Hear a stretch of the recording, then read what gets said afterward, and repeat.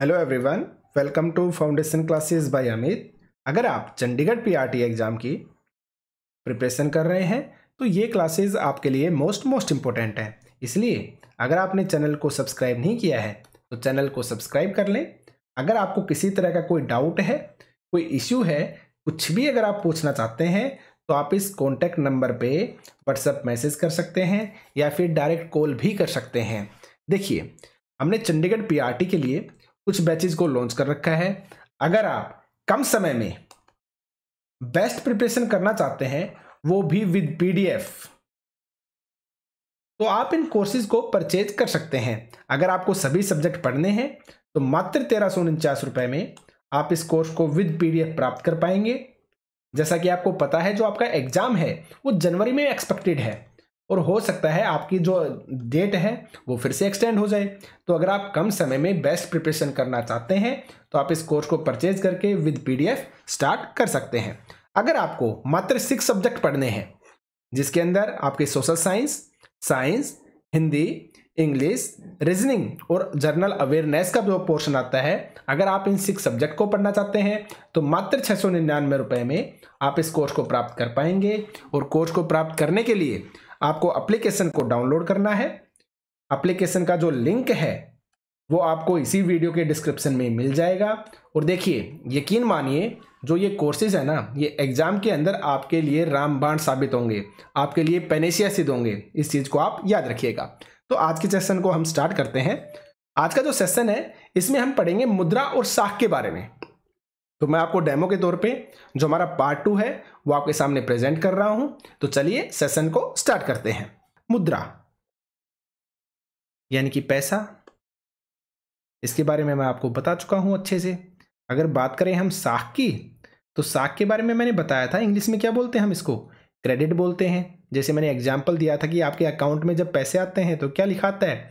Credited, यानी कि आप लेते हैं कुछ, ठीक है। और इसको हम ऋण भी बोल देते हैं, यानी कि आप इसको क्या बोलते हैं? उधार भी कहते हैं। तो मैंने साख के कई रूप बताए थे आपको, तो उनके बारे में भी हम चर्चा कर चुके हैं, ठीक है। तो चलिए स्टार्ट करते हैं पार्ट 2 को। ऋण की शर्तें। भाई, जब आप किसी से उधार लेते हैं या किसी से ब्याज पे पैसे लेते हैं, यानी कि आप उधार ले रहे हैं, आप ऋण ले रहे हैं, तो उसकी कुछ ना कुछ शर्तें होती हैं ना। तो हम उन शर्तों के बारे में जानेंगे। तो चलिए स्टार्ट करते हैं। हर ऋण, यानी कि जब भी कोई उधार या पैसा या कोई ऋण लिया जाता है तो हर ऋण समझौते में जो ब्याज दर है ना, वो क्या होती है? आपकी निश्चित होती है। भाई, आप कहीं पे किसी के पास से पैसे लेने के लिए गए हैं तो जो ब्याज दर है, जो रेट ऑफ इंटरेस्ट है, वो पहले से निश्चित होता है। सामने वाले बता देता है कि भाई मैं इतने रुपए क्या लूंगा, इतने % ब्याज की दर से आपको ये रुपए दूंगा मैं। वो बता देता है ना पहले से ही। तो जो आपकी ब्याज दर है वो निश्चित होती है, यानी कि पहले से फिक्स होती है, जिसे कर्जदार, यानी कि जिसने कर्जा लिया है, जो ऋण लेने के लिए गया है, महाजन को मूल रकम के साथ अदा करता है। यानी कि जो राशि उसने कर्जे में ली थी ना, जो आपका प्रिंसिपल है, जो आपका मूल है, वो तो आपको देना पड़ेगा ही पड़ेगा। साथ में आप देते हो जो इंटरेस्ट, जो आपका ब्याज बना ना, वो ब्याज भी आप साथ में देते हो। तो यही बात आपकी यहाँ पे बताई गई है कि हर ऋण समझौते में ब्याज दर आपकी निश्चित कर दी जाती है, जिसे कर्जदार महाजन को मूल रकम के साथ अदा करता है। इसके अलावा उधारकर्ता कोई समर्थक ऋणाधार, यानी कि गिरवी रखने के लिए की मांग कर सकता है। अब ये समर्थक ऋणाधार का मतलब क्या होता है?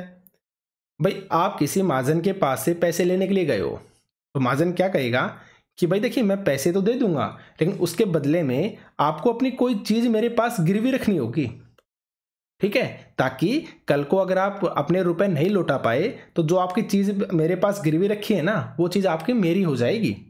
मैं आपको वो वापस नहीं दूंगा और सीधा और सिंपल सा है, मैं फिर आपसे रुपए भी नहीं मांगूंगा, ठीक है ना। तो उसको बोलते हैं हम समर्थक ऋणाधार।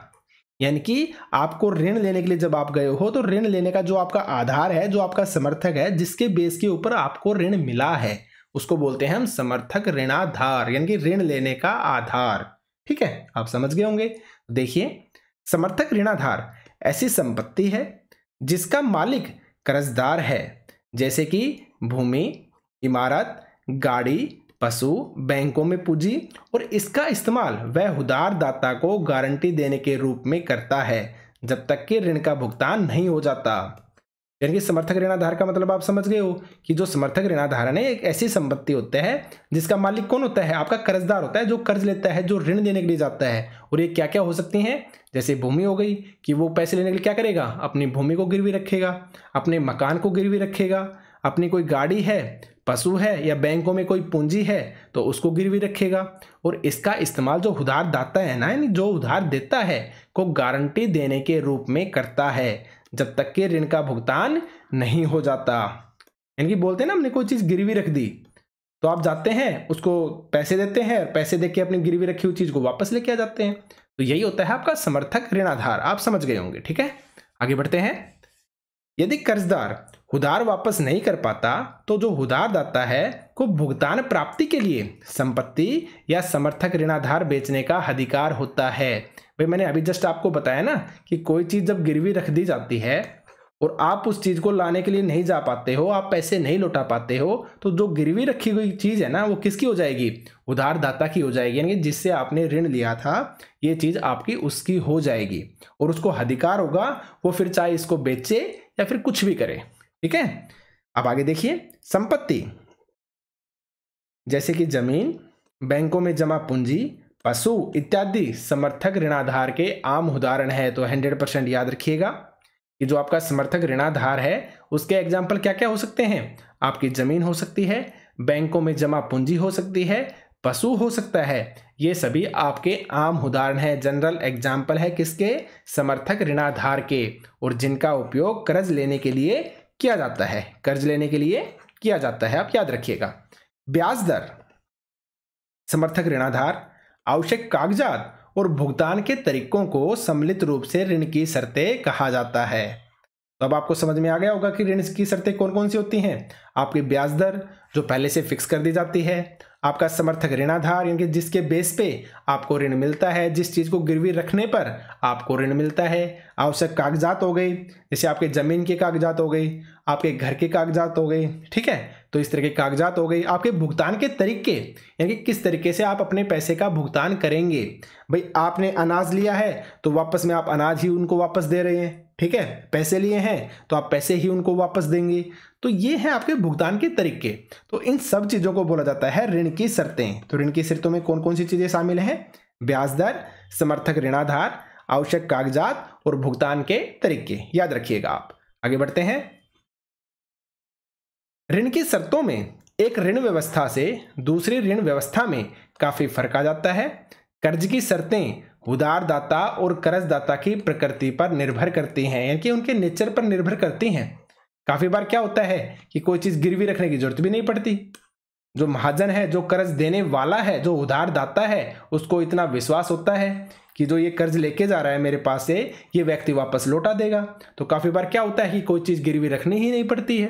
तो ये सब चीजें डिपेंड करती हैं उनकी प्रकृति के ऊपर। उधारदाता और कर्जदार की जो प्रकृति है उस पर भी निर्भर करती हैं क्या, आपके कर्ज की शर्तें। आप समझ गए होंगे कैसे निर्भर करती है। ठीक है ना, तो आगे बढ़ते हैं। विविध प्रकार के साख प्रबंध, एक गांव का उदाहरण। देखिए, आपकी जो साख है उसको लेने के कई तरीके होते हैं।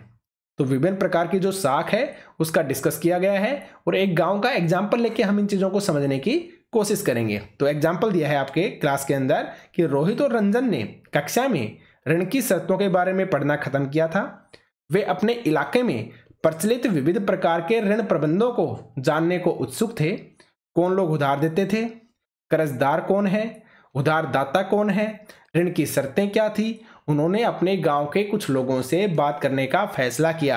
यानी कि इन सवालों का आंसर जानने के लिए, इन सवालों का आंसर जानने के लिए उन्होंने डिसाइड किया कि हम अपने गांव में जाएंगे और वहां के लोगों से बात करेंगे। तो चलिए करते हैं बात।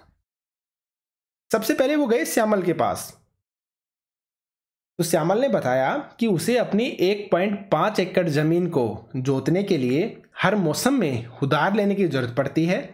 कुछ साल पहले तक वह गांव के महाजन से ऋण लेता था, जिस पर उसे 5% मासिक ब्याज यानी कि एक महीने का 5%, तो 12 महीने का कितना हो गया आपका 60% आपका वार्षिक ब्याज देना पड़ता था। पिछले कुछ वर्षों से श्यामल गांव के एक कृषि व्यापारी से 3% मासिक ब्याज की दर पर ऋण ले रहा है, जुताई के मौसम की शुरुआत होने पर व्यापारी ऋण पर कृषि संबंधित आगतें की जरूरतें मुहैया कराता है, जिसे फसल तैयार हो जाने पर वापस करना होता है। यानी कि जो व्यापारी है ना, वो 3% ब्याज के ऊपर ऋण भी दे रहा है और जो जरूरत की चीजें हैं वो भी प्रोवाइड करवा रहा है। किसको? किसान को। लेकिन साथ में वो एक वादा लेता है किसान से, और वो क्या वादा लेता है कि जब तेरी फसल कंप्लीट हो जाएगी तो तू अपनी फसल जो है ना वो मुझे ही बेचेगा। और अब ये अगर व्यापारी को फसल बेचता है तो व्यापारी को फायदा क्या है? एक तो ये फायदा है कि इसने जो अपना कर्जा लिया था तो वो कर्जा इसको वापस मिल जाएगा, व्यापारी है उसको अपने पैसे वापस मिल जाएंगे। इसके अलावा एक फायदा और भी है, भाई नॉर्मल सी बात है, जब ये इससे ऋण लेता है तो कहीं ना कहीं कुछ बातें तो दोनों के बीच में हो जाती है ना, तो ये कम पैसे में इसकी फसल को खरीद लेता है, और जब इस फसल के जो रेट है वो बढ़ जाते हैं तब इस फसल को बेच देता है। तो व्यापारी हर तरह से अपना फायदा सोचता है और इसलिए वो वादा कर लेता है, वादा ले लेता है किसान के पास से, ठीक है मैं तुझे 3% ब्याज के ऊपर ऋण दूंगा, लेकिन मुझसे वादा कर कि जो अपनी फसल है ना वो मुझे ही बेचेगा और किसी से नहीं बेचेगा। तो यहां पर भी यही बात की गई कि ऋण पर ब्याज के अलावा व्यापारी किसानों से वादा लेता है कि वह अपनी फसल उसी को बेचेगा। इस तरह व्यापारी निश्चिंत है कि ऋण की अदायगी समय से हो जाएगी। फसल की कीमतें फसल कटते समय कम होती हैं। देखिए ये बात याद रखिएगा कि जो फसल की कीमत जो होती है ना, वो जब फसल कट रही होती है उस समय होती है कम, और उसके बाद में फसल कटने के बाद जब फसल निकल जाती है, दाने उसमें से निकल जाते हैं, देन उसके बाद जो उसकी वैल्यू है ना वो तब वो बढ़ जाती है। तो इसलिए व्यापारी क्या करता है कि जब फसल कट रही होती है ना उसी समय कम कीमत पर उस फसल को खरीद लेता है, और बाद में कीमत बढ़ने पर उसे बेचकर भारी मुनाफा कमाता है। तो व्यापारी को उस समय फसल खरीदने से मुनाफा होता है, वह फसल सस्ते में खरीदकर बाद में उसे कीमत बढ़ा के बेचता है। आप समझ गए होंगे किस तरह से जो व्यापारी है वो फायदा उठाते हैं। ठीक है, तो आगे बढ़ते हैं। आप श्यामल के एग्जाम्पल से समझ गए होंगे। आगे देखिए अरुण का एग्जाम्पल। अब हम अरुण से मिलते हैं जो एक किसान मजदूर के काम का निरीक्षण कर रहा है। अरुण के पास 7 एकड़ जमीन है। अरुण सोनपुर के उन लोगों में से है जिसे खेती के लिए बैंक से ऋण मिलता है। किसको?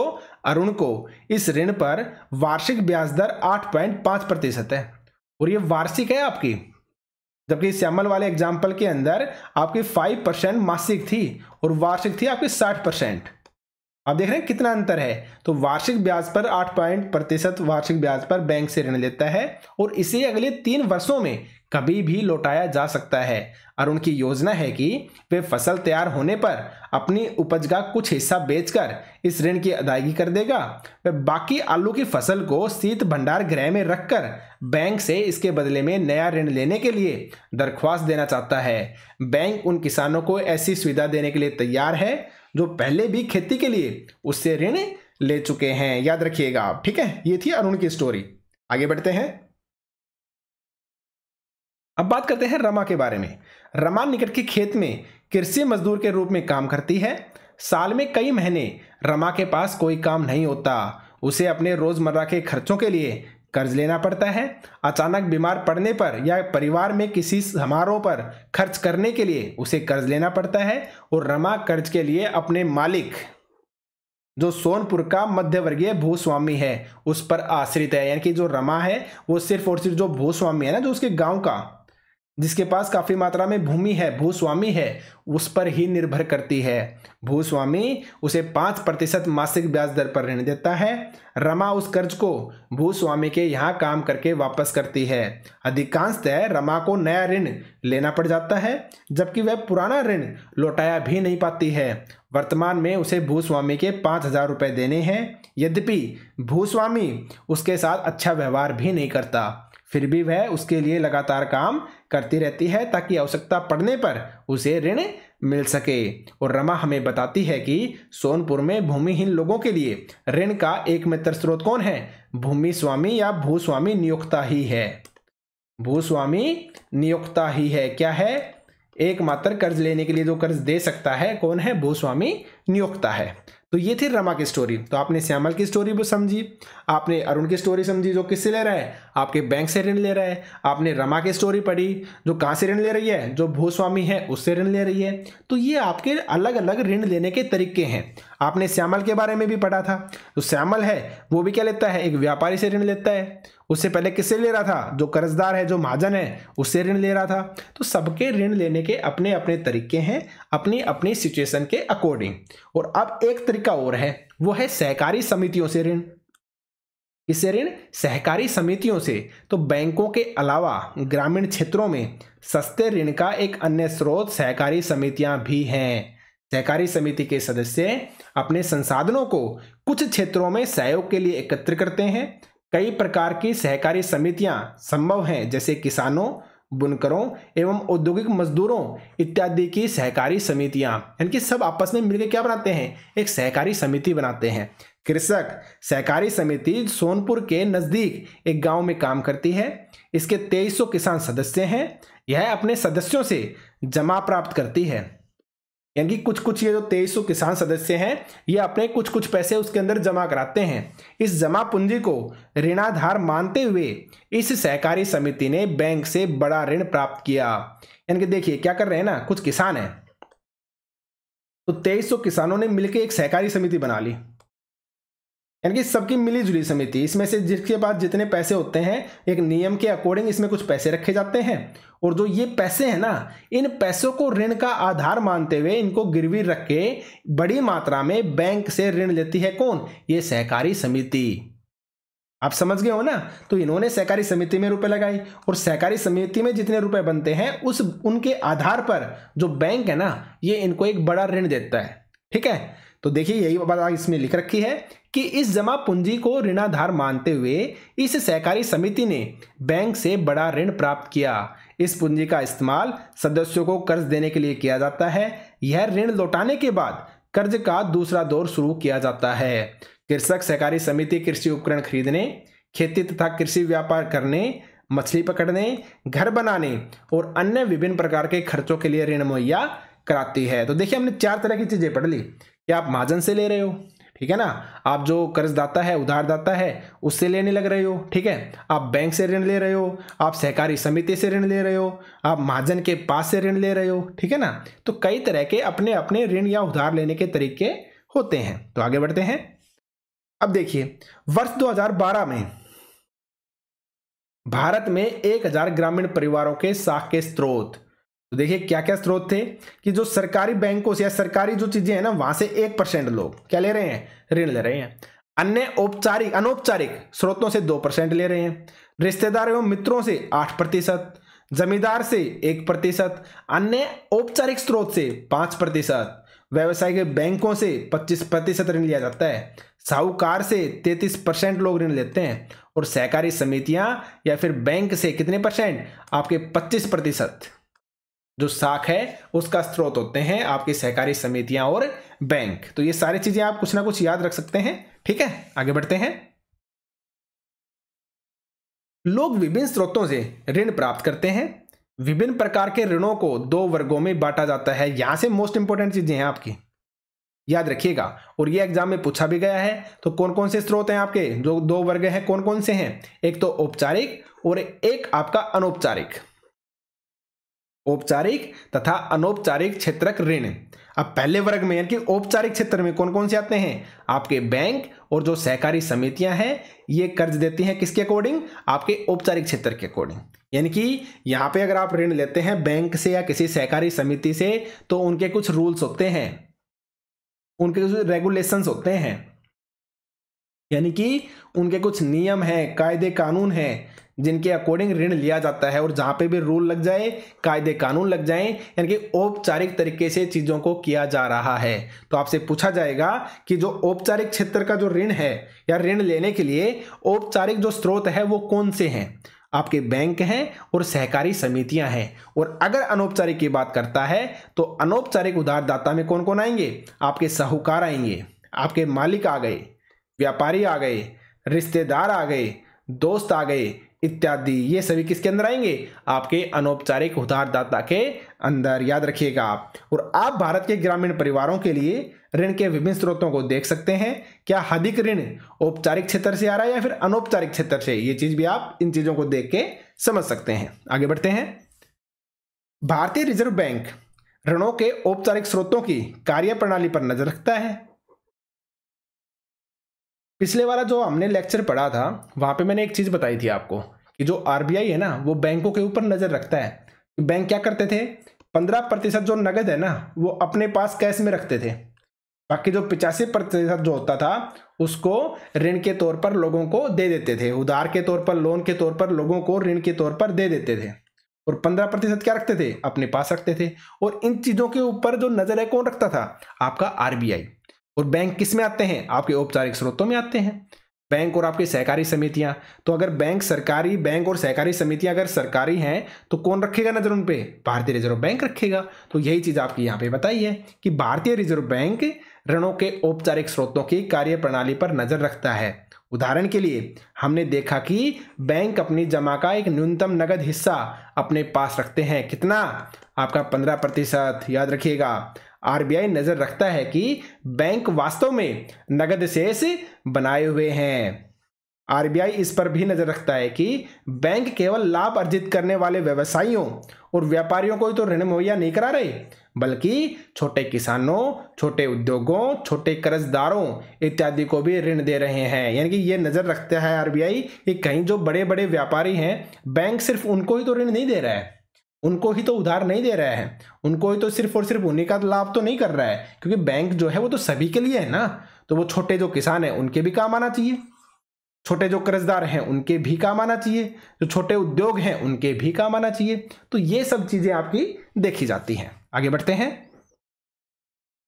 समय समय पर बैंकों द्वारा आरबीआई को यह जानकारी देनी पड़ती है कि वे कितना और किन को ऋण दे रहे हैं और उसकी ब्याज की दरें क्या है। बीच बीच में ये चीज कौन देखता है, आपका आरबीआई देखता है। आगे बढ़ते हैं। अनौपचारिक क्षेत्र में ऋणदाताओं की गतिविधियों की देखरेख करने वाली कोई संस्था नहीं होती। आप समझ गए होंगे, औपचारिक अगर क्षेत्र है उस पर नजर कौन रखेगा, आपका आरबीआई रखेगा। लेकिन अगर आपका अनौपचारिक क्षेत्र है तो वहां पे नजर रखने के लिए आपकी कोई भी संस्था नहीं होती। वे ऐच्छिक दरों पर ऋण दे सकते हैं। भाई आपने अपने दोस्त से ऋण लिया तो वो तो अपनी मनमर्जी की जो दर है उस पर देगा ना। आपने अपने किसी रिश्तेदार से ऋण लिया, उधार लिया, तो वो तो अपनी जो मनमर्जी की जो शर्तें हैं उन पे देगा आपको ऋण, है ना। तो यानी कि उनकी इच्छा के, ऐच्छिक दरों का मतलब क्या हो गया कि जो उनकी इच्छा की जो दरें होती है ना, जो उनका मन करता है उस दर पे वो आपको ऋण देते हैं। उन्हें नाजायज तरीकों से अपने पैसे वापस लेने से रोकने वाला भी कोई नहीं होता है। आपने देखा भी होगा कि भाई आपने किसी से कर्ज लिया, वो आपके घर पे आके बैठ जाएगा कि मुझे तो मेरे पैसे चाहिए, मुझे नहीं पता और हबी की हबी चाहिए, अगर मुझे नहीं मिलेंगे तो सीधा और सिंपल सा है, मैं कुछ ना कुछ नुकसान करूंगा तेरा। ऐसा आपने देखा होगा ना। तो बस वही चीजें हैं आपकी कि उन्हें नाजायज तरीकों से अपने पैसे वापस लेने से कोई भी नहीं रोक सकता। किनको, आपके अनौपचारिक क्षेत्र के ऋणदाताओं को। ठीक है, याद रखिएगा। और आरबीआई किस पे नजर रखता है, आपके गवर्नमेंट चीजों पे, यानी कि बैंकों पे और सहकारी समितियों पे, याद रखिएगा आप। ठीक है, तो आगे बढ़ते हैं। औपचारिक ऋणदाताओं की तुलना में अनौपचारिक क्षेत्र के ज्यादातर ऋणदाता कहीं अधिक वसूल करते हैं क्या, ब्याज। भाई सीधा और सिंपल सा है। औपचारिक ऋणदाता हैं आपके बैंक और सहकारी समितियां हो गई, वहां पे जो रेट ऑफ इंटरेस्ट है वो तो कम मिलेगा ना, क्योंकि वो तो लोगों की हेल्प के लिए ही है। जबकि जो अनौपचारिक क्षेत्र हैं, आप अपने किसी दोस्त से ले रहे हैं, किसी महाजन से ले रहे हैं, किसी जमींदार से आप रुपए ले रहे हैं, किसी रिश्तेदार से रुपए ले रहे हैं, तो वो तो यही कोशिश करेंगे ना कि उनको ज्यादा से ज्यादा फायदा हो। इसलिए क्या करेंगे, वो अधिक से अधिक ब्याज पे क्या देंगे, आपको पैसे देंगे। तो इसलिए अनौपचारिक ऋण कर्जदाता को अधिक महंगा पड़ता है। और ऋण की उच्च लागत, ये आपसे पूछा जा सकता है कि ऋण की उच्च लागत का क्या अर्थ होता है। तो ऋण की जो उच्च लागत है उसका अर्थ है कि कर्जदार की आय का अधिकतर जो हिस्सा है वो ऋण की अदायगी में ही खर्च हो जाए। इसे बोलते हैं ऋण की उच्च लागत। सीधा और सिंपल सा है, भाई आपने ऋण लिया, उसकी उच्च लागत है, यानी कि हाई रेट ऑफ इंटरेस्ट है। तो इससे क्या होगा, जब जो कर्ज लेने वाला है अगर वो ज्यादा इंटरेस्ट देगा तो वो जोड़ थोड़ी ना पाएगा, वो रुपए कमा थोड़ी ना पाएगा, अपना लाभ थोड़ी ना कर पाएगा, उसको प्रॉफिट थोड़ी ना होगा। तो कर्जदार की आय का अधिकतर हिस्सा जो है वो ऋण को उतारने में, उधार को ऋण उतारने में ही, ऋण की अदायगी में ही खर्च हो जाता है। इसलिए कर्जदारों के पास अपने लिए कम आय बचती है। याद रखिएगा, ठीक है, इसे बोलते हैं ऋण की ऊंची लागत। याद रखें, कुछ मामलों में ऋण की ऊंची ब्याज दरों के कारण कर्ज वापस करने की रकम कर्जदार की आय से भी अधिक हो जाती है। यानी कि ऐसा भी हो जाता है कि वो जो ऊंची ब्याज दर है ना, वो इतनी ज्यादा हो जाती है, तो जो कर्ज वापस करने वाला है ना, तो कर्ज वापस करने की जो रकम है वो कर्जदार की आय से भी बहुत ज्यादा हो जाती है। याद रखिएगा आप, ठीक है। आगे बढ़ते हैं। इसके कारण ऋण का बोझ बढ़ जाता है और व्यक्ति ऋण जाल में फंस जाता है। जैसे आपने ऋण जाल देखा, आपका ध्यान कहां पे जाना चाहिए? सवपना की स्टोरी पे जाना चाहिए। इस सवपना ने क्या सोचा था कि अपने खेत में मैं मूंगफली उगाऊंगी और अच्छे पैसे कमाऊंगी, लाभ कमाऊंगी, लेकिन जो मूंगफली की जो फसल थी वो कीटनाशकों की वजह से खराब हो गई और जो सवपना है वो कर्जे के अंदर डूब गई और कर्ज जाल के अंदर या ऋण जाल के अंदर वो फंस जाती है। ठीक है, याद रखिएगा। ऐसा भी संभव है कि जो लोग कर्ज लेकर अपना उद्यम शुरू करना चाहते हैं वो ऋण की अधिक लागत को देखकर पीछे हट जाएं। भाई ऐसा भी तो संभव है ना। ठीक है, आगे बढ़ते हैं। कि व्यक्ति सोचने लग जाए कि भाई ज्यादा पैसे खर्च होंगे, ज्यादा ऋण है, मैं नहीं दे पाऊंगा, और वो अपना जो उद्योग है उसको स्टार्ट ही ना करे, उससे ही पीछे हट जाए, रिस्क ही ना ले लाइफ में। ठीक है, तो ऐसा भी हो सकता है। ठीक है, आप समझ गए होंगे, यानी कि वो ऋण नहीं लेंगे। इन सभी कारणों को देखते हुए बैंकों और सहकारी समितियों को ज्यादा कर्ज देना चाहिए, यानी कि ज्यादा से ज्यादा लोगों की हेल्प करनी चाहिए, क्योंकि ये सरकारी है तो वो नॉर्मल सी बात है, कम या सस्ती दरों पे लोगों को पैसे देंगे और पैसे लोग लेंगे भी, तो कहीं ना कहीं उनका फायदा होगा ना। तो बैंकों और सहकारी समितियों को ज्यादा कर्ज देना चाहिए इन सभी कारणों को देखते हुए। इसके जरिए लोगों की आय बढ़ सकती है और बहुत से लोग अपनी विभिन्न जरूरतों के लिए सस्ता कर्ज भी ले सकेंगे। वे फसल उगा सकेंगे, कोई कारोबार कर सकते हैं, छोटे उद्योग इत्यादि लगा सकते हैं, वे नया उद्योग लगा सकते हैं या वस्तुओं का व्यापार कर सकते हैं। सस्ता और सामर्थ्य के अनुकूल कर्ज देश के विकास के लिए अति आवश्यक है। लाइन को याद रखिएगा कि सस्ता और सामर्थ्य के अनुकूल जो कर्ज होता है वो देश के विकास के लिए अधिक आवश्यक होता है। क्यों? क्योंकि नॉर्मल सी बात है, वो अनुकूल है। अनुकूल का मतलब ये हो गया कि वो इस रेट पे लिया गया है कि आप उसको इजीली लौटा पाएंगे, आप कर्ज के अंदर नहीं दबेंगे और आप अपना लाभ ले पाएंगे। और अगर आपको लाभ होगा, भाई आपने कोई बिजनेस खोला, तो अगर उस चीज को आपको अगर उस चीज में लाभ हो रहा है तो नॉर्मल सी बात है, आप अपनी जीएसटी है, अपना जो इनकम टैक्स है वो समय पर भर रहे हैं।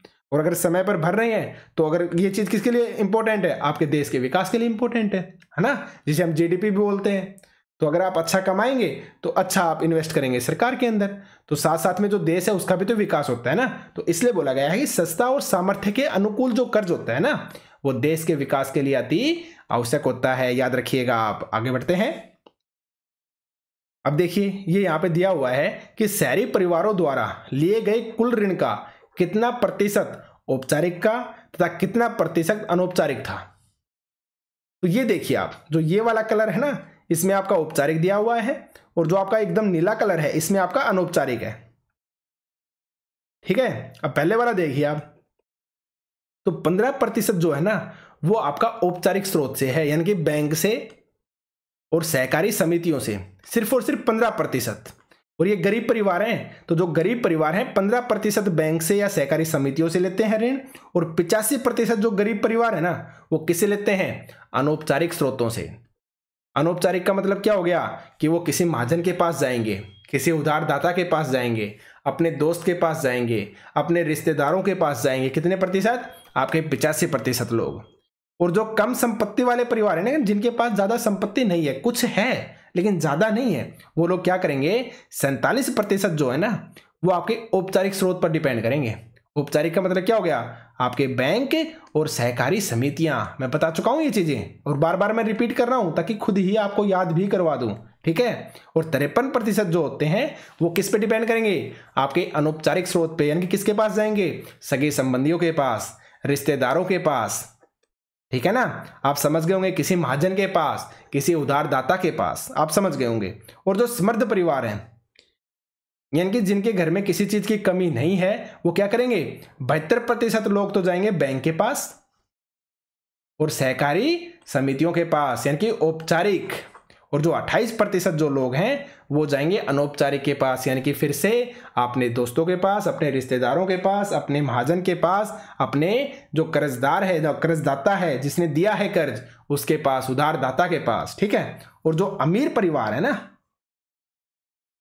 जो बिल्कुल ही अमीर परिवार हैं, तो जो अमीर परिवार हैं वो 90% जो अमीर परिवार हैं वो किससे कर्ज लेते हैं? औपचारिक स्रोत से। और औपचारिक स्रोत आते ही आप समझ जाएंगे किससे, यानी कि बैंक से। और किससे? सहकारी समितियों से। आपके तुरंत माइंड में सेट होनी चाहिए चीजें। और 10% जो अमीर परिवार के लोग हैं वो किससे लेते हैं? अनौपचारिक स्रोत का यूज करते हैं, कि किसी अपने से ज्यादा अमीर परिवार से ले लेंगे, अपने दोस्तों से ले लेंगे, ठीक है, अपने जो महाजन है उनसे ले लेंगे, जो उधारदाता है उनसे लेंगे। कितने? आपके 10%। तो यहां से देखने के बाद आपको क्या समझ में आता है कि जो गरीब परिवार के लोग हैं ना, उनको लेना तो चाहिए किससे? औपचारिक स्रोतों से, ताकि उनके ऊपर बर्डन कम आए। लेकिन लेते वो किससे हैं? अनौपचारिक स्रोत से। यानी कि गरीब भी हैं और लेकिन जा भी किसके पास रहे हैं? अनौपचारिक लोगों के पास, अपने दोस्तों के पास, अपने रिश्तेदारों के पास, जो उसको और ज्यादा लूटेंगे और ज्यादा कर्ज में डुबाएंगे। तो अब एक चीज माइंड में आती होगी कि अगर उनके लिए बैंक और सहकारी समितियां हैं तो वो उनसे ही जाकर क्यों नहीं लेते? वो अपने सगे संबंधियों के पास और रिश्तेदारों के पास क्यों जाते हैं? तो देखिए इसके पीछे भी कारण है। बैंक आपको ऐसा नहीं है, आप बैंक में गए, जाने के बाद आपने बोला कि मुझे ऋण चाहिए, मुझे उधार चाहिए, इतने करोड़ रुपए, इतने लाख रुपए मुझे उधार चाहिए, और वो आपको चुपचाप देगा। ऐसा थोड़ी ना है, उसके लिए भी तो कागज कार्रवाई होती है। जैसे कि वो कागजात मांगेंगे, कुछ ना कुछ आपसे चीजें ऐसी गिरवी रखने के लिए मांगेंगे, जो उनके रूल है, नियम है, रेगुलेशंस हैं, उनके अकॉर्डिंग चीजें करेंगे ना।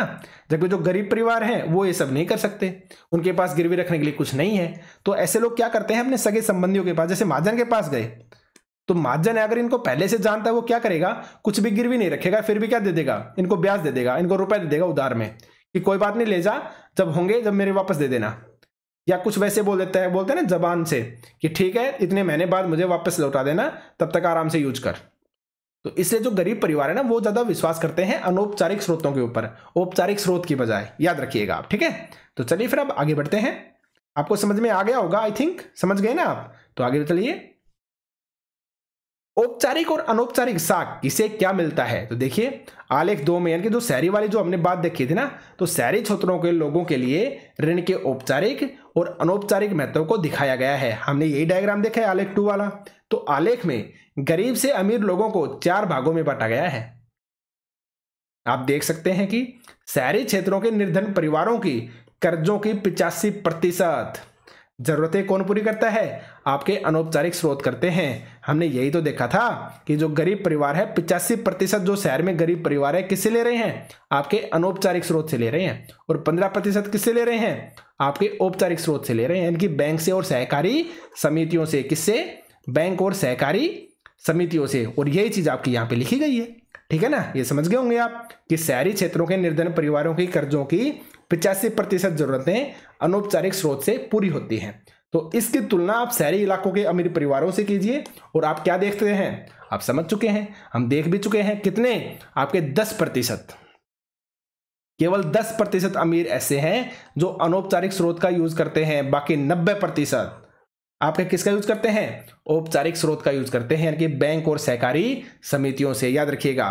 तो इसी तरह की तस्वीर ग्रामीण क्षेत्रों में भी है। अमीर परिवार औपचारिक ऋणदाताओं से सस्ता ऋण ले रहे हैं, जबकि गरीब परिवार कर्ज के लिए बहुत ज्यादा पैसा देना पड़ता है गरीब परिवारों को, क्योंकि वो महाजन से लेते हैं। अब महाजन तो अपने मनमर्जी का रेट लेगा ना, जो इंटरेस्ट है, जो ब्याज है, वो तो अपनी मर्जी का लेगा, तो वहां पे वो ज्यादा लुटते हैं। तो इस सब से क्या पता चलता है हमें? तो देखिए आगे बढ़ते हैं। पहला क्या पता चला कि औपचारिक स्रोत अभी भी ग्रामीण परिवारों की कुल ऋण जरूरतों का केवल 50% ही पूरा कर पाता है। बाकी जो जरूरतें हैं वो कौन पूरी करता है? आपके अनौपचारिक स्रोत ही पूरे करते हैं, यानी कि महाजन, रिश्तेदार, दोस्त, उधारदाता यही पूरा करते हैं आपके। आगे देखिए, अनौपचारिक ऋणदाताओं के लिए उधार पर आमतौर से ब्याज की दरें बहुत अधिक होती हैं, और यह उधार कर्जदाताओं की आय बढ़ाने का काम कम ही करते हैं। भाई सीधी और सिंपल सी बात है। अगर अनौपचारिक व्यक्ति है, कोई रिश्तेदार है, कोई सगा संबंधी है, कोई महाजन है, कोई साहूकार है, अगर उसके पास आप रुपए लेने के लिए गए हो तो वो क्या करेगा? अपनी मर्जी की ब्याज रखेगा ना, जो दर है अपनी मर्जी की रखेगा ना। तो यही चीज यहाँ पे बताइए, अगर मर्जी की दर रखेगा तो क्या होगी? ब्याज की दर अधिक होगी। और जो उधारदाता है, जो उधार कर्जदाताओं की आय है, वो बढ़ाने का काम थोड़ी ना करेगा। अगर आप ऋण अधिक दे रहे हैं, जो ब्याज है अधिक दे रहे हैं, तो आपकी आय तो कम होगी ना, बढ़ेगी थोड़ी ना। तो वही चीज यहाँ पे बोली है कि और यह उधार कर्जदाताओं की आय बढ़ाने का काम कम ही करते हैं, यानी कि ना के बराबर करते हैं। याद रखिएगा आप, ठीक है। आगे बढ़ते हैं। इसलिए बैंकों और सहकारी समितियों को अपनी गतिविधियां विशेषकर ग्रामीण इलाकों में बढ़ाने की जरूरत है, ताकि कर्जदारों की अनौपचारिक स्रोत से निर्भरता घटे। और दूसरा, यदि एक तरफ औपचारिक स्रोतों के ऋण का विस्तार होना चाहिए, तो दूसरी ओर यह भी जरूरी है कि यह ऋण सभी लोगों को प्राप्त हो सके, यानी कि सबके पास पहुंच सके। यही चीज तो आपके जो आरबीआई है वो करता है बैंकों की तरफ देख के, कि जो बैंक हैं, कई बैंक ऐसा तो नहीं कर रहे हैं कि जो अमीर परिवार है सिर्फ और सिर्फ उनको फायदा उठा रहे हो। सभी को फायदा मिलना चाहिए ना, जो गरीब किसान है, जो गरीब परिवार के लोग हैं, उनको भी तो फायदा मिलना चाहिए ना। तो उसी की बात आपकी यहाँ पे की गई है कि दूसरा, यदि एक तरफ औपचारिक स्रोतों के ऋणों का विस्तार होना चाहिए, तो दूसरी ओर यह भी जरूरी है कि यह ऋण सभी लोगों को प्राप्त हो सके। तो सभी लोगों का मतलब क्या है, यानी कि अमीर को भी और गरीब को भी, किसी के साथ भेदभाव ना हो। आगे बढ़ते हैं। वर्तमान समय में अमीर परिवार ही औपचारिक स्रोतों से ऋण प्राप्त करते हैं, जबकि गरीब परिवारों को अनौपचारिक स्रोतों पर ही निर्भर रहना पड़ता है। बार बार वही सेम लाइन है, ठीक है। तो बार बार एक्सप्लेन करने का मतलब नहीं बनता है।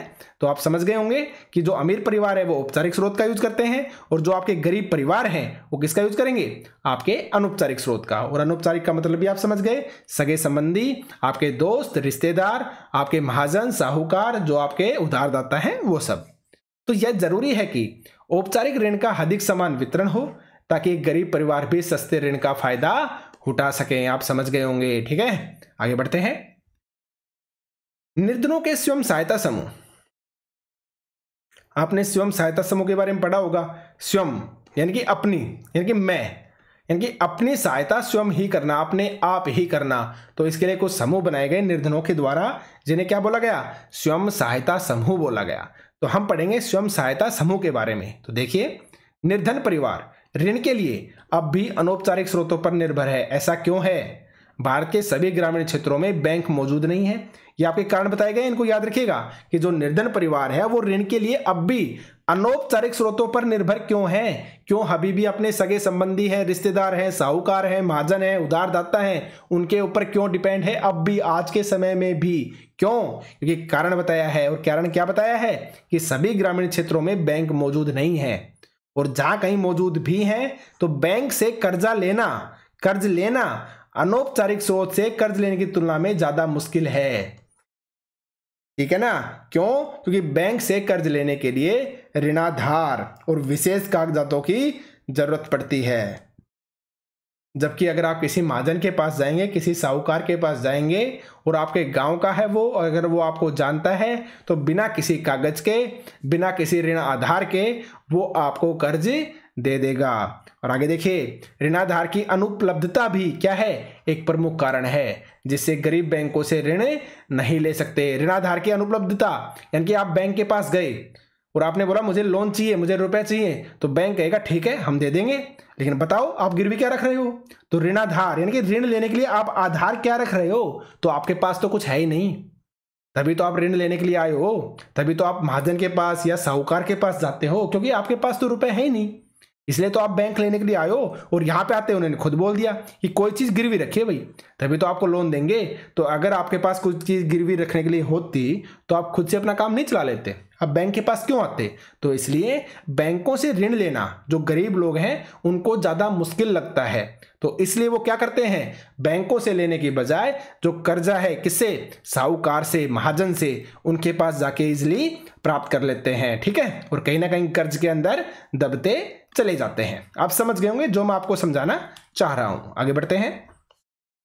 दूसरी ओर अनौपचारिक ऋणाधार जैसे साहूकार इन कर्जदारों को व्यक्तिगत स्तर पर जानते हैं और इस कारण अक्सर बिना ऋणाधार के भी ऋण देने के लिए तैयार हो जाते हैं। यही चीज तो मैंने बताई है भाई। आपके गांव का कोई गरीब किसान है और वो अपने गांव का कोई साहूकार है, उसके पास रुपए लेने के लिए गया, तो साहूकार इसको जानता है ना, क्योंकि इसके गांव का है, तो साहूकार क्या करेगा कि इसके पास कुछ गिरवी रखने के लिए नहीं होगा ना, तब भी ऋण दे देगा।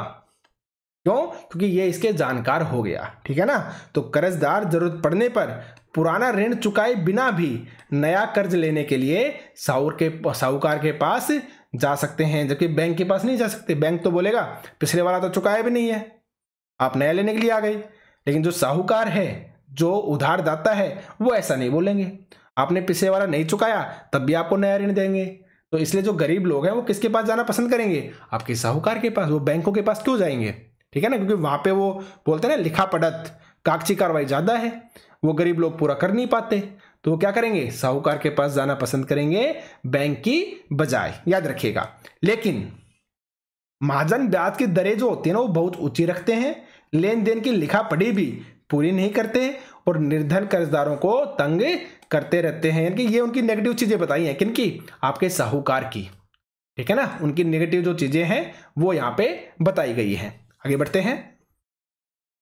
हाल के वर्षों में लोगों ने गरीबों को उधार देने के कुछ नए तरीके अपनाने की कोशिश की है। अब ये नए तरीका कौन है? आपके स्वयं सहायता समूह। यानी कि अब आपकी बात आएगी स्वयं सहायता समूह के बारे में। ठीक है, तो देखिए, इनमें से एक विचार ग्रामीण क्षेत्रों के गरीबों, विशेषकर महिलाओं को छोटे छोटे स्वयं सहायता समूहों में संगठित करने और उनकी बचत पूंजी को एकत्रित करने पर आधारित है। तो स्वयं सहायता समूह का क्या काम है कि वो जो छोटे छोटे जो समूह हैं, सहायता समूह हैं, उनको संगठित करेगा और जो महिलाएं की जो बचत पूंजी है ना, उनको एकत्रित करने का काम करता है कौन? आपका स्वयं सहायता समूह। एक विशेष स्वयं सहायता समूह में एक दूसरे के पड़ोसी 15 से 20 सदस्य होते हैं, तो नियमित रूप से मिलते हैं और बचत करते हैं। ठीक है, आगे बढ़ते हैं। प्रति व्यक्ति बचत 25 रुपए से लेकर 100 रुपए या इससे अधिक हो सकती है। यह परिवारों की बचत करने की क्षमता पर भी क्या करती है? निर्भर करती है। तो 25 रुपए से 100 रुपए या फिर इससे अधिक, यानी मिनिमम कितनी होनी चाहिए? आपकी 25 होनी चाहिए ही चाहिए। हाँ, मैक्सिमम आपकी कितनी भी हो सकती है भाई, 100 रुपए बोल दिया और 100 से अधिक भी आपकी हो सकती है, यानी कि मिनिमम आपकी 25 हो, हाँ मैक्सिमम आपकी कितनी भी हो सकती है, उसकी कोई लिमिट नहीं है। ठीक है, तो सदस्य अपनी जरूरतों को पूरा करने के लिए एक छोटे कर्ज समूह से ही कर्ज ले सकते हैं। समूह इन कर्जों पर ब्याज ऋण देता है, लेकिन यह साहूकार द्वारा लिए जाने वाले ब्याज से कम होता है। ठीक है ना, ब्याज लेता है लेकिन जो साहूकार जो ब्याज लेते हैं ना, उससे कम ब्याज पर यह रुपए देता है। किसको? एक गरीब परिवार को। याद रखिएगा, 1 या 2 वर्षों के बाद अगर समूह नियमित रूप से बचत करता है तो समूह बैंक से ऋण लेने के योग्य हो जाता है। यानी कि इतनी पूंजी अपने पास जमा कर लेता है कि उस पूंजी को जमा करके वो बैंक से ज्यादा ऋण ले सके, अगर वो 1 से 2 साल अच्छे तरीके से बचत करता है तो। याद रखिएगा, आगे बढ़ते हैं। ऋण समूह के नाम पर दिया जाता है। जो बैंक से ऋण मिलता है ना, किसके नाम पे? उस समूह के नाम पे मिलेगा। जो समूह का नाम होगा ना, जो स्वयं सहायता समूह है, जो एक एनजीओ टाइप बनाया है, उसके नाम पे आपको ऋण मिलेगा। और इसका मकसद सदस्यों के लिए स्वरोजगार के अवसरों को सृजन करना भी है। याद रखिएगा, उदाहरण के लिए सदस्यों को छोटे छोटे कर्ज अपनी गिरवी जमीन छुड़वाने के लिए, कार्यशील पूंजी की जरूरतें जैसे कि बीज, खाद, बांस और कपड़े खरीदने के लिए, घर बनाने, सिलाई की मशीन, हथकरघा, पशु इत्यादि संपत्ति खरीदने के लिए, यानी कि पशु इत्यादि संपत्ति खरीदने के लिए दिए जाते हैं। ये जो कर्ज दिए जाते हैं ना, छोटे छोटे कर्ज, इनको देने का रीजन ये होते हैं कि किसी को अपनी गिरवी जमीन छुड़वानी है, किसी को कार्यशील पूंजी यानी कि फसल बोना चाहता है तो उसके लिए बीज चाहिए, खाद चाहिए, बांस चाहिए, या कपड़े खरीदने के लिए कुछ पैसे चाहिए, घर बनाने के लिए पैसे चाहिए, सिलाई की मशीन लेके आनी है, हथकरघा लगाना है, पशु इत्यादि संपत्ति खरीदने के लिए कर्ज दिए जाते हैं स्वयं सहायता समूह के द्वारा। आप समझ गए होंगे। बचत और ऋण गतिविधियों से संबंधित ज्यादातर महत्वपूर्ण निर्णय कौन लेता है? समूह के सदस्य ही लेते हैं। याद रखिएगा इस बात को, ये जो स्वयं सहायता समूह है उसमें बचत और ऋण की जो गतिविधियां है ना, उनसे संबंधित जो ज्यादातर महत्वपूर्ण जो निर्णय है कौन लेता है? आपके समूह के सदस्य लेते हैं। इस बात को आप याद रखिएगा। ठीक है, तो आगे बढ़ते हैं। आप समझ गए होंगे, आगे चलिए। समूह दिए जाने वाले ऋण, उसका लक्ष्य, उसकी रकम, ब्याज दर, वापस लौटाने की अवधि के बारे में निर्णय करता है। इस ऋण को लौटाने की जिम्मेवारी भी किसकी होती है? आपके समूह की होती है। एक भी सदस्य अगर ऋण वापस नहीं लौटाता तो समूह के अन्य सदस्य इस मामले को गंभीरता से लेते हैं। यानी कि सभी आपस में मिलकर काम करते हैं। अगर एक व्यक्ति भी नाट जाता है ना, मना कर देते हैं ना, तो बाकी जो है वो सीरियस हो जाते हैं। ठीक है ना, यानी कि अच्छे गंभीर रूल या रेगुलेशंस बनाए जाते हैं। स्वयं सहायता समूह अपने लिए बनाता है। ठीक है ना, इसी कारण बैंक निर्धन महिलाओं को ऋण देने के लिए तैयार हो जाते हैं जब वे अपने को स्वयं सहायता समूह में संगठित कर लेती हैं, यद्यपि उनके पास कोई ऋण आधार नहीं होता, यानी कि उसके पास कुछ गिरवी रखने के लिए नहीं होता, फिर भी जो बैंक है ना उनको ऋण दे देते हैं। क्यों? क्योंकि जो ऋण है वो समूह के नाम पर मिलता है, उस गरीब महिला के नाम पे, निर्धन महिला के नाम पे नहीं मिलेगा, उस समूह के नाम पे मिलेगा। तो समूह के नाम पे जो बैंक है वो आसानी से ऋण दे देते हैं, चाहे उनके पास कुछ गिरवी रखने के लिए हो या फिर ना हो, याद रखिएगा आप। ठीक है, आगे बढ़ते हैं। इस तरह स्वयं सहायता समूह कर्जदारों को ऋण आधार की कमी की समस्या से उबारने में मदद करते हैं। उन्हें समय अनुसार विभिन्न प्रकार की आवश्यकताओं के लिए एक उचित ब्याज दर पर ऋण मिल जाता है। इसके अतिरिक्त यह समूह ग्रामीण क्षेत्रों के गरीबों को संगठित करने में मदद करते हैं, कि उनको मिलकर चलने में मदद करते हैं, उन्हें नई चीजें सिखाते हैं कि मिलकर काम कीजिए, ज्यादा अच्छे से कर पाएंगे आप। ठीक है, इससे न केवल महिलाएं आर्थिक रूप से स्वावलंबी होती हैं, यानी कि स्वयं पर निर्भर होती हैं, बल्कि समूह की नियमित बैठकों के जरिए लोगों को एक आम मंच मिल जाता है जहां वह तरह तरह के सामाजिक विषयों जैसे स्वास्थ्य, पोषण, घरेलू हिंसा इत्यादि पर आपस में चर्चा भी कर पाते हैं, याद रखिएगा आप। तो यानी कि काफी क्या है, फायदे हैं स्वयं सहायता समूह के। लोग आपस में मिलेंगे, बैठेंगे, आपस में बातचीत करेंगे। ठीक है, अब बात करते हैं बांग्लादेश का ग्रामीण बैंक। ठीक है, और ये क्वेश्चन है ना, अगर मुझे याद है 2018 के अंदर जो केवीएस का एग्जाम हुआ था ना, तब भी ये क्वेश्चन पूछा गया था कि बांग्लादेश का जो ग्रामीण बैंक है उसकी स्थापना किसने की थी? प्रोफेसर या प्रो मोहम्मद यूनुस ने। इसने मोहम्मद यूनुस ने की थी, और कब की थी? 2006 के अंदर।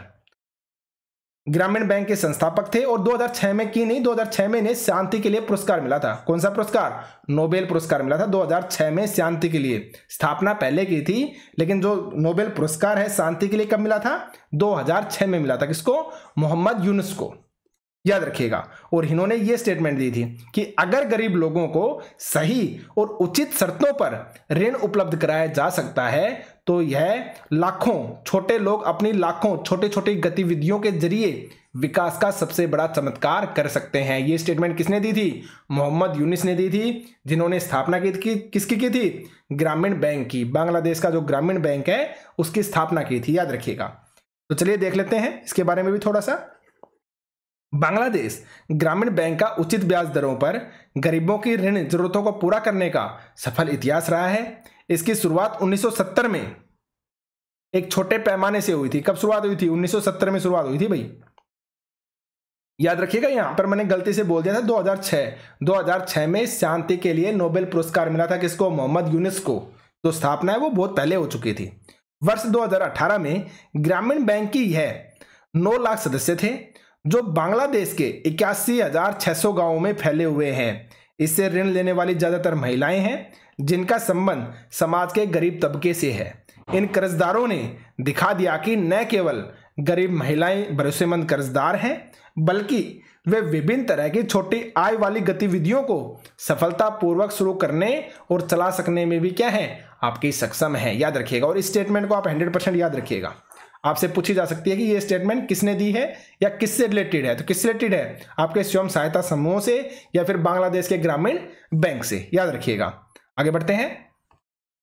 अब देखिए सारांश को पढ़ लेते हैं कि ओवरऑल इस चैप्टर में हमने क्या बातें की हैं। तो इस अध्याय में हमने मुद्रा के आधुनिक रूपों को देखा, साख को समझा, जो बैंकिंग प्रणाली है इससे इसका क्या संबंध है इसके बारे में हमने देखा। एक तरफ जमाकर्ता अपना धन बैंकों में रखते हैं, तो दूसरी तरफ जो कर्जदार हैं वो बैंकों से ऋण ले लेते हैं। आर्थिक गतिविधियों के लिए ऋण की जरूरत होती है। जैसा कि हमने देखा कि ऋण के सकारात्मक प्रभाव भी हो सकते हैं, जैसे किसके केस में होते? सलीम के केस में। जबकि कुछ परिस्थितियों में वे कर्जदार की स्थिति को और बदतर कर सकते हैं। किसकी केस में? आपके स्वप्ना के केस में। ये चीजें आपको याद होंगी ना कि स्वप्ना के केस में क्या हुआ था? वो कर्ज में डूब गई थी, कर्ज लेने के बाद, ऋण लेने के बाद। लेकिन जो सलीम था उसने क्या किया था? 3000 जूतों का जो ऑर्डर था उसको भी कंप्लीट किया, और जो चमड़ा जिससे उसने उधार लिया था चमड़ा वाले से, चमड़ा वाले के रुपए भी दे पाया था। तो एक जगह तो सकारात्मक प्रभाव रहे थे ऋण के, और एक जगह आपके नकारात्मक रहे थे। ये चीज भी हम देख चुके हैं और समझ भी चुके हैं कैसे हुआ ये सब। ठीक है, आगे देखिए। ऋण विभिन्न स्रोतों से उपलब्ध होता है, हम ये भी देख चुके। आपके अनौपचारिक स्रोत और आपके औपचारिक स्रोत। औपचारिक में कौन कौन से आ गए? आपके बैंक आ गए, सहकारी समितियां आ गई। और अनौपचारिक में कौन आ गए? आपके रिश्तेदार आ गए। आपके दोस्त आ गए, ठीक है ना, आपके जितने भी रिश्तेदार हैं, दोस्त हैं, आपके महाजन, आपके साहूकार, ये सब किस में आ गए? आपके अनौपचारिक स्रोत के अंदर आ गए। तो औपचारिक और अनौपचारिक ऋणदाताओं में ऋण की शर्तों में बहुत फर्क हो सकता है। वर्तमान समय में अमीर परिवार किस पे डिपेंड है? आपके औपचारिक स्रोतों से लेते हैं, लेकिन जो गरीब लोग हैं ना, वो अब भी किससे ले रहे हैं? आपके अनौपचारिक स्रोतों से ले रहे हैं। तो अमीर परिवार औपचारिक स्रोतों से, गरीब परिवार अनौपचारिक स्रोतों से, दोनों में डिफरेंस याद रखिएगा। अमीर परिवार औपचारिक स्रोत, और जो आपके गरीब परिवार है वो कहां पे? आपके अनौपचारिक स्रोतों से, याद रखिएगा आप, ठीक है। आगे बढ़ते हैं। यह अनिवार्य है कि औपचारिक क्षेत्र के कुल ऋणों में वृद्धि हो ताकि महंगे अनौपचारिक ऋण पर से निर्भरता कम हो जाए। भाई सीधा और सिंपल सा यही तो बताया जा रहा है कि जो बैंक और सहकारी समितियां हैं वो ग्रामीण क्षेत्रों में ज्यादा से ज्यादा खोलिए, ताकि जो गरीब किसान है वो अनौपचारिक ऋण के पास ना पहुंचे, यानी कि अपने सगे संबंधी, साहूकार, महाजन, रिश्तेदार हैं, उनके पास लेने की बजाय बैंक या सहकारी समितियां हैं उनसे ऋण लें। तो इसलिए उनमें क्या होनी चाहिए? वृद्धि होनी चाहिए। किसके अंदर? आपके जो औपचारिक क्षेत्र है, औपचारिक जो स्रोत हैं, उनके अंदर वृद्धि होनी चाहिए। बैंक और सहकारी समितियों में वृद्धि होनी चाहिए। साथ ही बैंकों और सहकारी समितियों इत्यादि से गरीबों को मिलने वाले औपचारिक ऋण का हिस्सा भी बढ़ना चाहिए। और ये दोनों कदम विकास के लिए क्या है? आपके बहुत ही ज्यादा जरूरी हैं। तो इस लाइन को भी आप याद रखिएगा कि साथ ही बैंकों और सहकारी समितियों इत्यादि से गरीबों को मिलने वाले औपचारिक ऋण का हिस्सा भी क्या होना चाहिए? आपका बढ़ना चाहिए। और ये दोनों कदम क्या है? विकास के लिए जरूरी है कि एक तो का आप जो औपचारिक स्रोत हैं उनको ज्यादा से ज्यादा बढ़ाइए, और इसमें जो हिस्सा है औपचारिक ऋण का वो भी क्या करिए? आप ज्यादा से ज्यादा बढ़ाइए। तो देखिए ये आपका चैप्टर था। इसके बाद हम नेक्स्ट चैप्टर को भी करेंगे। तो आपका बहुत बहुत धन्यवाद। Thank you.